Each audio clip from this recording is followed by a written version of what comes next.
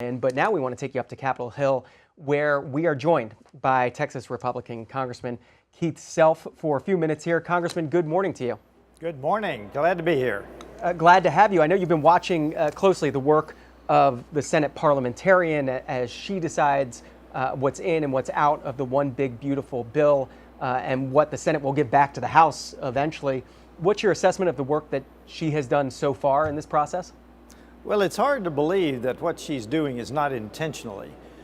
She is basically deconstructing all of the Republican priorities, all of the conservative priorities in the big beautiful bill. As I say, I can't believe this is simply not intentional. It's hard to keep up with what she's throwing out of it. She's throwing out massive amounts of the spending cuts. And look, the tax cuts are certainly the crown jewel of this bill, but the spending cuts are what are going to keep us from just blowing out the deficit from 37 trillion now to well over 50 trillion in 10 years. So this bill could be in trouble. You notice that the Speaker just made a comment on it. The Leader Scalise, made a comment on it. This bill has got to have some changes before I think it's going to get through both the Senate and the House. Here's some of the things that Senate parliamentarian that we know so far in this process she's taken out. They include a provision that would crack down on strategies that would make states, that many states have to develop to obtain more federal Medicaid funds, and another that would limit repayment options for student loan borrowers. We're finding out this morning the Senate parliamentarian rejected a religious college tax carve-out, gun silencer deregulation. The question is, if she takes these provisions out because this is the reconciliation process, is it as easy for you and your colleagues on the Republican side of the aisle to simply pass this through the regular process in the form of another bill?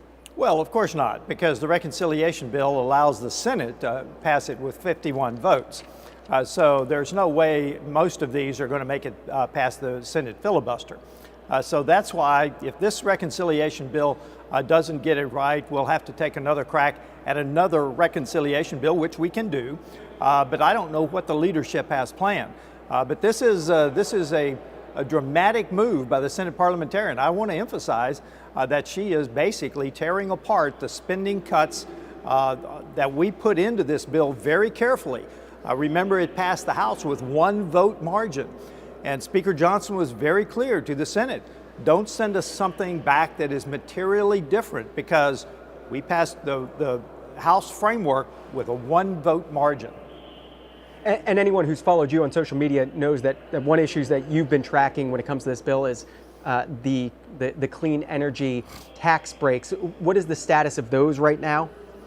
Well, most of them have been scrubbed. I won't say all of them; they're not, but they are taking out major portions of the Green New Scam, and that's where we found a lot of savings in the House framework.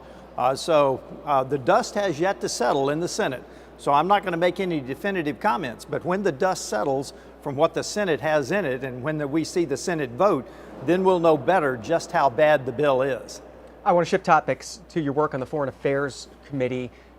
We are hearing that there may be that war powers resolution that might be introduced in the Senate today.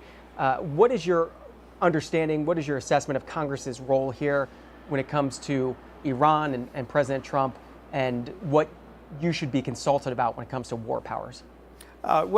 Frankly, we've used the AUMF for 2 decades now plus to allow the president to conduct Article 2 authority to defend the United States. Look, our 2 oceans no longer protect us from immediate attack. Missiles cross the oceans in a matter of seconds. The president must have Article 2 authority to defend the United States.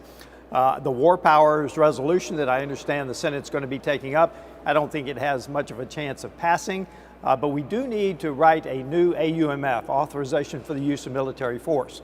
Because if we're not going to declare war, in Congress, it's not in Congress's DNA to declare war, we need to have an AUMF that lines out those priorities of the Congress for what the president might be able to do. But this war powers resolution is not going to go anywhere. What would that AUMF look like? There's been concerns in the past that previous AUMFs are so open-ended that they could lead to any sort of conflict. what would you want included in a new AUMF, authorization of use of military force? Well, AUMFs in the past have been nation-state oriented. We now know that non-nation states, terrorist groups, cartels, and so forth and so on, wage war on their own. So that's what we need to be, and that's what we're looking at very cautiously, very carefully.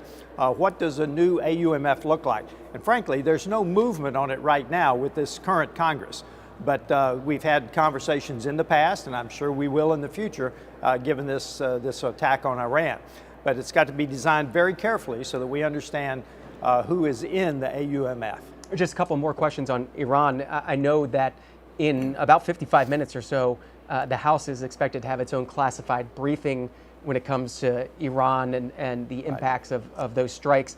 The Senate had their classified briefing yesterday. What are you expecting? What do you want to hear when you enter that briefing? I want to hear just how precise those weapons were. When you talk about a Tomahawk, when you talk about one of the big bombs, you can choose which window to put them in. So I'm excited to hear that. I understand maybe 5 of those big bombs went in the same hole. That's the kind of precision that our military has today. And frankly, given the vibration sensitivity of centrifuges, I expect to hear, if we've done the entire bomb damage assessment yet, I expect to hear a very good report on the attack on Iran. This was a monumental enterprise across power projection across the globe, an amazing operation. What did you think of the White House yesterday saying they might need to limit some intelligence sharing when it comes to members of Congress and these sort of classified briefings? Actually, I think there are members of Congress that should never hear anything classified because when they get it, it's going into social media, it's going to the front page of the New York Times, it's going on the front page of the Washington Post. I think there are members that absolutely, I would not give them a single classified piece of information. And then finally, Congressman, what else is on your agenda today? What else are you going to be working on Capitol Hill? Well, hearing the classified briefing and then trying to discern what the Senate's doing because we're trying to figure out what our timing is. I think the Rules Committee is coming back on Monday, so it's going to move fairly fast, perhaps. And that's the key, perhaps. If the big, beautiful bill doesn't meet the House framework and we don't take care of the Green New Scam, the diversity of House members that are against what the Senate is doing is wide. I mean, it's hard to articulate the number of members that are against what the Senate is doing. I'm not going to prognosticate what's going to happen in the House. Does that make you less optimistic that this bill could be passed by July 4th, the original deadline that President Trump had laid out and that Congress had said? I'm not going to deal in a hypothetical, but I will tell you that people are concerned about what the Senate is doing. Congressman Keith Self, Republican of Texas, member of the Foreign Affairs and Veteran Affairs Committee. We always appreciate your time on the Washington Journal. Thank you very much.